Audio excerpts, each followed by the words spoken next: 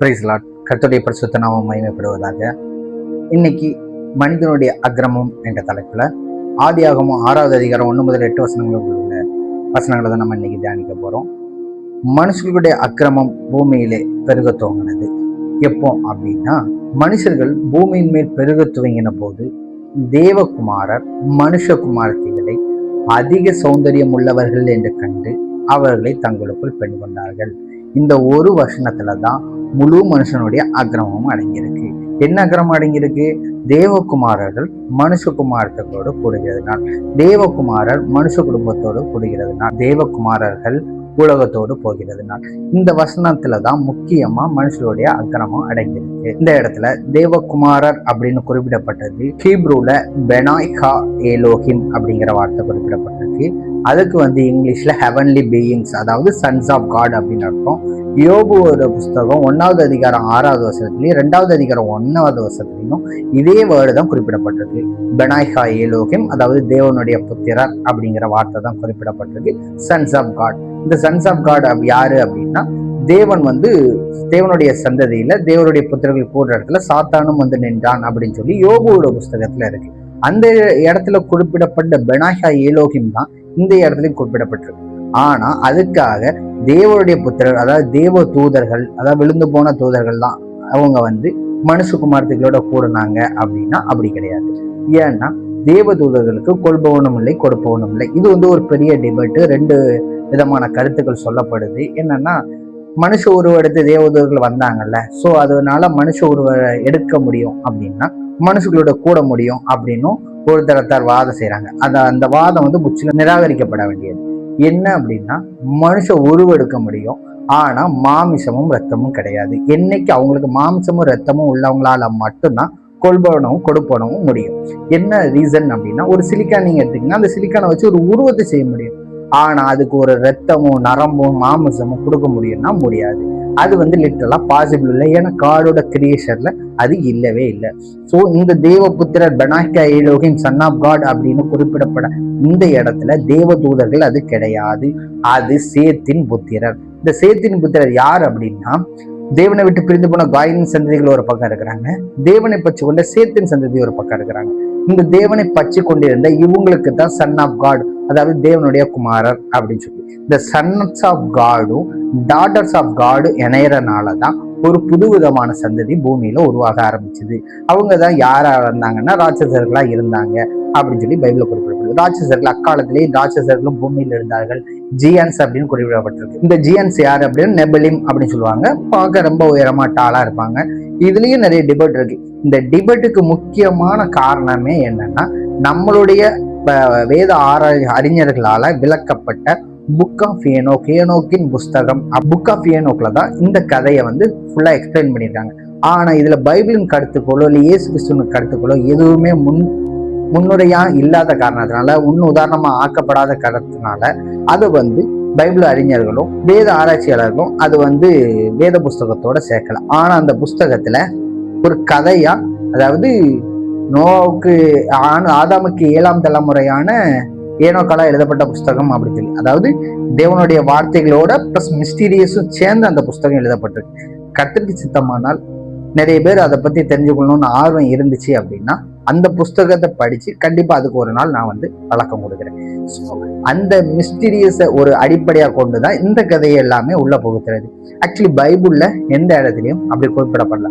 ஒருவேளை அந்த விஷயம்தான் உண்மையா இருந்துச்சுன்னா அப்போஸ்தலர்களோ இல்லது இயேசு கிறிஸ்துவோ ஏதாவது ஒரு மேற்கோள்களா அதை காட்டியிருப்பாங்க, இல்ல தீர்க்கதரிசிகள். ஏன்னா வேதத்தை எழுதும் போது வேத கருத்துக்கள் மொத்தம் 3 விஷயங்களை செக் பண்ணுவாங்க. எப்படின்னா, ஒண்ணு தீர்க்கதரிசிகள் ஆகமத்துல அதை பத்தி இருக்கா, இல்ல மோசையோட ஆகமத்துல அதை பத்தி இருக்கா, இல்லைன்னா அப்போஸ்தலர்கள் அதை பத்தி சொல்லியிருக்காங்களா, இல்ல இயேசு கிறிஸ்து அதை பத்தி சொல்லியிருக்கிறாரா. இதுல இவங்க எல்லாரும் ஏதாவது ஒரு கோட்டோ இல்ல அதுக்கு சம்பந்தமான ஒரு இன்சிடென்டோ அதுல இருந்தா மட்டும்தான் அந்த வேத புஸ்தகத்தோட அங்கீகரிப்பாங்க. எந்த அப்போஸ்தலரும் இந்த புக் ஆஃப் ஏனோக்ல இருக்கிற கருத்துக்களை எடுத்துக்கல. மற்ற எந்த அப்போஸ்தலர்களும் அதுல இருந்து எடுத்து உபயோகப்படுத்தல. இயேசு கிறிஸ்து அதை எதையும் உபயோகப்படுத்தல. தீர்க்கதரிசிகளின் ஆகமத்துல இல்ல, மோசையோட ஆகமத்திலும் இல்லை. மோசையோட ஆகமத்துலதான் புக் ஆஃப் ஏனோக்குடைய சந்ததிகளை எழுதின அவர் புக் ஆஃப் ஏனோக்கை பத்தி கண்டிப்பா அவர் ஒரு குறிப்பு இருந்துச்சுன்னா அதை கண்டிப்பா சொல்லியிருப்பாரு. ஏன்னா இது ஒரு மிஸ்டீரியஸா இருக்கிற ஒரு கதை அப்படிங்கிறனால. ஏன்னா இதை வந்து ஆதியாகமத்தோட அந்த பஞ்சாகமங்களையுமே வந்து மோசே வந்து தேவன்கிட்ட இருந்து பெற்று அதை எழுதியிருப்பார். ஸோ இந்த மாதிரி ஒரு மிஸ்டீரியஸ் இருந்துச்சு இல்லை ஒரு உண்மையான நிகழ்வா இருந்துச்சுன்னா கண்டிப்பா அதை மென்ஷன் பண்ணிப்பார். ஸோ இந்த தேவகுமாரர் மனுஷகுமார்த்திகளோட கூடுவதனால் அவங்க வந்து அக்கிரமம் செஞ்சாங்க அப்படிங்கிற கருத்துக்கு இந்த தேவகுமாரர் யார் அப்படின்னா சேத்தின் புத்திரர் தான். இந்த சேத்தின் புத்திரர் வந்து தேவனை தொழுது கொண்ட சந்ததி, தேவனை வாங்கின காயின் சந்ததியோட உறவுகளை கொள்ளும் போது என்ன நடக்குதுன்னா, இங்க ஒரு பார்ட் ஆஃப் பீப்புள்ஸ் இருக்கிறாங்க சேத்தின் சந்ததி, இங்க ஒரு பார்ட் ஆஃப் பீப்புள்ஸ் இருக்கிறாங்க காயின் சந்ததி, இங்க ஒரு 5 பேர் இங்க ஒரு 5 பேர் இருக்கிறாங்க அப்படின்னா இவங்களோட கூடும்போது இவங்க இந்த பக்கம் வந்துடுறாங்க. அதாவது கடவுளின் பக்கத்தில் இருந்து தீயவர்களின் பக்கம் இன்னொரு பக்கம் தேவனை விட்டு பிரிந்து போன சந்ததி. அதாவது என்னன்னா தேவனை விட்டு ஒவ்வொருத்தரா இந்த பக்கத்துல இருந்து இந்த பக்கத்துல இருந்து கொஞ்சம் கொஞ்சமா நவுண்டு போறாங்க. சோ தேவனை பின்பற்றுகிற தேவனை தொழுது கொள்கிற சந்ததிகள் வீக் ஆகிட்டே போறாங்க. அதாவது எண்ணிக்கை அளவுல குறைஞ்சிக்கிட்டே போறாங்க. இவங்க பெருகிட்டே போறாங்க. இவங்க பெருக பெருக மனுஷனுடைய அக்கிரமம் பூமியில பெருக துவங்குது. மனுஷங்களோட அக்கியமும் பூமியில் பெருக துவங்குது. மனுஷனுடைய எண்ணங்கள் நித்தமும் பொல்லாதவைகளே. இந்த ஏன் நித்தமும் பொல்லாதவைகளே அப்படிங்கிற ஒரு வார்த்தையை மென்ஷன் பண்ணியிருப்பாரு அப்படின்னா, இந்த காயின் இருக்காருல்ல, இந்த காயின் தான் தன் சகோதரனுக்கு எதிராக கொலை செய்ய நினைச்சவன், சகோதரனுக்கு எதிராக கொலை செய்ய நினைச்சவன். அவனுடைய சிந்தையில தான் அந்த கொலைங்கிற எண்ணம் இருக்கும். நிறைய வகையான எண்ணங்கள். ஸோ இவங்க சந்ததியில வர்ற எல்லாருமே அவங்க எண்ணங்கள் ஃபுல்லாமே எப்படி இருக்கும்னா, யாரை கொலை பண்ணலாம், யாரை கெடுக்கலாம் அப்படிங்கிற கெட்ட சிந்தனைகளுக்குள்ளேயே இவங்களை இருக்கிறதுனாலதான் மனுஷனுடைய எண்ணங்கள் நித்தமும் பொல்லாதவைகளே அப்படிங்கிற வார்த்தையை வந்து இந்த இடத்துல உபயோகப்படுத்தி இருப்பாங்க. இந்த அக்கிரமங்கள் பெருசு ஆனதுக்கு அப்புறம் தான் தேவன் ஒரு வார்த்தையை சொல்லுவாரு, என் ஆவி எந்தெண்டைக்கும் மனுஷனுடைய போராடுவதில்லை, அவன் இருக்க போகிறது இன்னும் 120 வருஷம் தானே அப்படின்னு சொல்லுவாரு. ஏன் அப்படின்னா தேவன் எவ்வளவோ ட்ரை பண்ணாரு. காயினும் பிரிஞ்சு போனா சரி அவனாவது வந்துருவான்னு பார்த்தா இல்ல, வரல. சேத்தின் சந்ததிகள் இருந்தாங்க, அவங்களாவது தேவனுடைய சந்ததிகளை தேவனுடைய வாக்குகளை கற்றுக்கொண்டு அதை பெருக்குவாங்கன்னு பார்த்தா அவங்களும் தேவனை விட்டு பிரிந்து போன காயின் சந்ததிகளோட போயிட்டாங்க. அவங்களுடைய எண்ணிக்கையும் குறைஞ்சிக்கிட்டே வருது. சோ இந்த இடத்துலதான் தேவன் கஷ்டப்பட்டு ஒரு வார்த்தை சொல்றாரு, என் ஆவி என்னென்னைக்கும் மனுஷனுடைய போராடுவதில்லை, அவன் இருக்க போகிறது இன்னும் 120 வருஷம் தானே அப்படின்னு ஒரு வார்த்தை சொல்றாரு. இந்த 120 வருஷம் தானே அப்படிங்கிற வார்த்தைக்கு பின்னாடி 2 வகையான விஷயங்கள் நடக்கு. ஒண்ணு, நோவா பேழையை ஆயத்தம் பண்ண எடுத்துக்கொண்ட காலம் 120 வருஷம். இன்னொன்னு, மோசே இறந்த வருஷமும் 120 தான். ஏன் மோசே இறந்தது 120 வருஷம் அப்படின்னு சொல்றாங்கன்னா, இந்த நோவா 900 வருஷம் இருந்தார். அடுத்து நீங்க அப்படியே கிராஜுவலா குறைஞ்சிக்கிட்டே வரும். ஒவ்வொருத்தர் இதுக்கப்புறம் சேத்தோட சேர்த்து அதுக்கு அதோட 100 வயசு குறைஞ்சிருப்பாரு. அதுக்கப்புறம் 435. அந்த சேட் நான் உங்களுக்கு போட்டு காட்டுறேன், நீங்க பாருங்க எந்த அளவுக்கு கிராஜுவலா உங்களோட ஏஜ் குறைஞ்சிட்டே வருது. ஆபிரகாம் 175, ஈசாக்கு 180, கடைசியில யாக்கோபு 147, மோசே 120. கடைசியில மோசையோட 120 வருஷம் கிராஜுவல். அதான் ஃபிளட்டுக்கு அப்புறம் இந்த வயசுங்கிறது குறைஞ்சிட்டே வரும். ஏன்னா மனுஷனுடைய எண்ணங்கள் வந்து ரொம்ப மனுஷனுடைய எண்ணங்கள் அக்கிரம மிகுதியா இருக்கிறனால தேவன் வந்து வயசையும் குறைச்சாரு. அதே நேரத்துல நோவா வந்து பேழையை ஆயத்தம் பண்ண அந்த 120 வருஷம் கிரேஸ் பீரியட் கொடுத்தாரு. எதுக்கு கொடுத்தாரு அப்படின்னா, மனுஷர்கள் திருந்துறதுக்கு ஒரு சான்ஸ் கொடுத்தாரு. நோவா முதலாகிய 8 பேரை பேழையில வச்சு காப்பாத்த தெரிஞ்ச கர்த்தருக்கு உண்மையில நோவாவா மாதிரி இன்னொரு நீதிமான் இருந்தாருன்னா கண்டிப்பா அவர் காப்பாத்திருப்பார். ஆனா இருக்கிற எல்லா கெட்டவர்களையுமே நோவா ஒரு ஆள் மட்டும்தான் நீதிமானா இருந்தான். அவனுடைய குடும்பத்துக்கு மட்டும்தான் தேவனுடைய கண்களை கிருபை கிடைச்சது. அப்ப நீங்க நல்லா பாருங்க, சேத்தின் சந்ததியில வந்ததுதான் இந்த நோவா. அப்ப சேத்தின் சந்ததியில இருந்து இந்த காயின் சந்ததிக்கு பிரிஞ்சு போய் எத்தனை பேர் கெடுதல் பண்ணிட்டு இருந்திருக்காங்க. ஆனா இந்த நோவாவுடைய கண்கள் மட்டும்தான், நோவாவுக்கு மட்டும்தான் தேவனுடைய கண்களுக்கு கிருபை கிடைச்சிருக்கு. அப்படின்னா அந்த அளவுக்கு வெரி வெரி வெரி கம்மியான அளவுக்கு தான் வந்து சேத்தின் சந்ததிகளை தேவனை பற்று கொள்கிற தேவ பயமுள்ள சந்ததிகள் அப்ப இருந்திருக்கிறாங்க. அந்நாட்களிலே ராட்சசர்கள் பூமியில் இருந்தார்கள். அவர்கள் வந்து அதாவது தேவகுமாரர் மனுஷகுமார்த்திகளோட கூடுகிறதுனால் வந்து ராட்சசர்கள் பூமியில பிறந்தாங்க. இந்த ராட்சசர்கள் அப்படிங்கிற வார்த்தைக்கு நெபிலிம் அப்படிங்கிற கிரேக் வேர்டு யூஸ் பண்ணியிருந்தாங்க. அப்படின்னா ராட்சசர்கள் டாலா ஹைட்டா இருப்பாங்க. இவங்களையும் வந்து இந்த புக் ஆஃப் ஜூடால இருந்து தான் இந்த மிஸ்டீரியஸான கருத்துக்கள் வருதே தவிர மற்றபடி எந்த வாய்ப்பும் கிடையாது.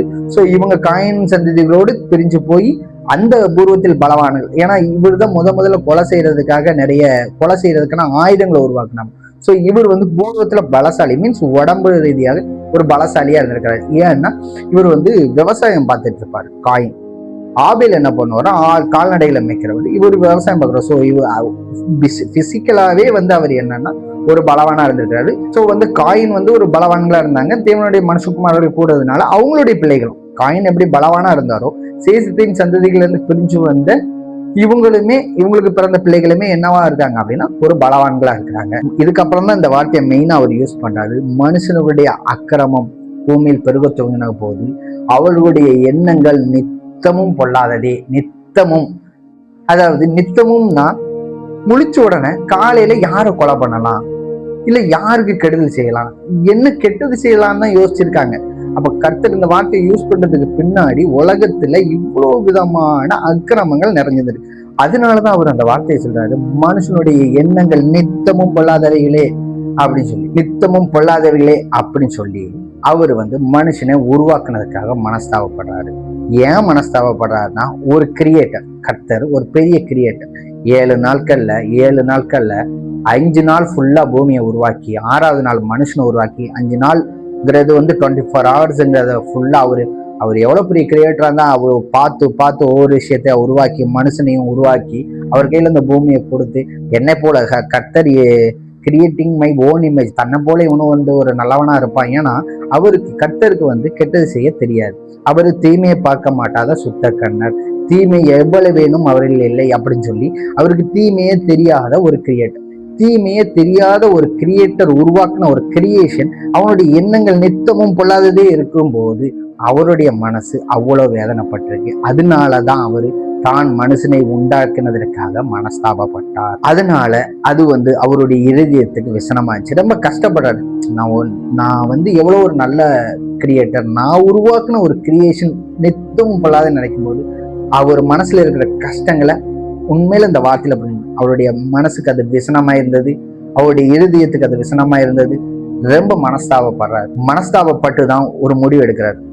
நான் உண்டாக்கின அந்த பூமியில மனுஷன் மிருகங்கள் எல்லாத்தையும் நிக்கிரகம் பண்ணுவேன், வேண்டாம், நான் உருவாக்கின கிரியேஷன் இப்படி போயிடக்கூடாது, இந்த பூமியை நாசமா பண்ணிடுவாங்க அப்படின்னு சொல்லிதான் அவர் ஒரு முடிவு எடுக்கிறாரு. ரைட், எல்லாத்தையும் அழிச்சிருவோம், பினிஷ் பண்ணிடலாம் அப்படின்னு சொல்லி. அப்போ ஒரு யோசிக்கிறாரு, சரி நம்ம உருவாக்குனதுல ஒருத்தர் கூடவா நல்லவங்க இல்லை அப்படிங்கிற பார்க்கும்போதுதான் கடைசியா ஒரு வார்த்தையில முடிக்கிறாரு. நோவாவுக்கோ கர்த்தரின் கண்களில் கிருபை கிடைத்தது, நோவா நீதிமானா இருந்தான். அவருக்கு இப்பவும் ஒரு ஹோப், ஒரு கடைசியா கிடைக்கிற ஒரு ஹோப் என்ன அப்படின்னா, இன்னும் ஒருத்தர் இருக்கான், அவனுக்கு ஒரு சான்ஸ் கொடுப்போம், மற்ற எல்லாரையும் அழிச்சிருவோம், இன்னொரு சான்ஸ் கொடுப்போம். ஏன்னா ஆதாமுடைய சந்ததிகளை பாவம் பண்ணிட்டு அதுக்கப்புறம் காயின் பிரிஞ்சு போனா திரும்ப ஒரு சான்ஸ் கொடுப்போம் அப்படின்னு சொல்லி திரும்ப ஒரு சான்ஸ் கொடுக்குறாரு நோவா வழியா. இந்த நோவா வழியா இன்னொரு சான்ஸ் கிடைச்சதுதான் இப்ப இருக்கிற வேர்ல்டுல நம்ம இருக்கிற எல்லா மக்களும். நோவா காலத்துல எப்படி நடந்துச்சோ அப்படியேதான் மனுஷகுமாரனுடைய காலத்திலையும் நடக்கும். இதுதான் வந்து தீர்க்க தரிசனமா வேதத்துல குறிப்பிடப்பட்ட கடைசி நாளுக்குரிய ஒரு அடையாளம். அப்ப இந்த காலத்துல என்ன நடக்கும்? மனுஷனுடைய அக்கிரமம் நித்தமும் பொல்லாதவைகளே அப்படின்னு ஒரு விஷயம் நடக்கும். அப்ப மனுஷன் என்ன பண்ணுவான்? முழிச்ச உடனே என்ன பண்ணுவான்? இன்னைக்கு என்ன தப்பு பண்ணலாம், இன்னைக்கு என்ன வகையான ஒரு தீமை நினைக்கலாம், இன்னைக்கு என்ன விதமான ஒரு பொல்லாப்பு நினைக்கலாம் அப்படிங்கிற ஒரு சிந்தனையில மனுஷன் என்னைக்கு உதிக்கிறானோ அன்னைக்கு மனுஷகுமாரனுடைய காலத்துல வரும். அதே மாதிரி நோவா காலத்துல எப்படி நடந்துச்சோ 120 வருஷம் டைம் கொடுத்துருப்பார்ல அந்த கிரேஸ் பீரியடு, அதே மாதிரி நம்மளும் அந்த கிரேஸ் பீரியட்ல தான் இருக்கும். என்னைக்கு வந்து அவர் முடிவு என்னைக்கு டேட் பண்றாரோ அன்னைக்கு கர்த்தருடைய வருகை இருக்கும். அன்னைக்கு ரட்சிக்கப்பட்டவங்க எடுத்து கொள்ளப்படுவாங்க. அந்த வருகையில கைவிடப்படுறவங்க எப்படி இந்த ஃபிளட்ல அழிஞ்சு போனாங்களோ கடைசி அந்த 7 வருஷத்துல இருந்து அழிஞ்சு போவாங்க. ஸோ இதுதான் மனுஷங்களுடைய அக்கிரமம். இப்படிதான் மனுஷங்களுடைய அக்கிரமம் பூமியில் பெருக துவங்குச்சு. அதனாலதான் தேவன் மனுஷனை அழிக்க சித்தமா இருந்தாரு. கர்த்தருக்கு சித்தமானால் இன்னொரு வீடியோவில் அடுத்த சாப்டரை பத்தி உங்களை சந்திப்போம். ஆமீன். ஹல்லேலூயா.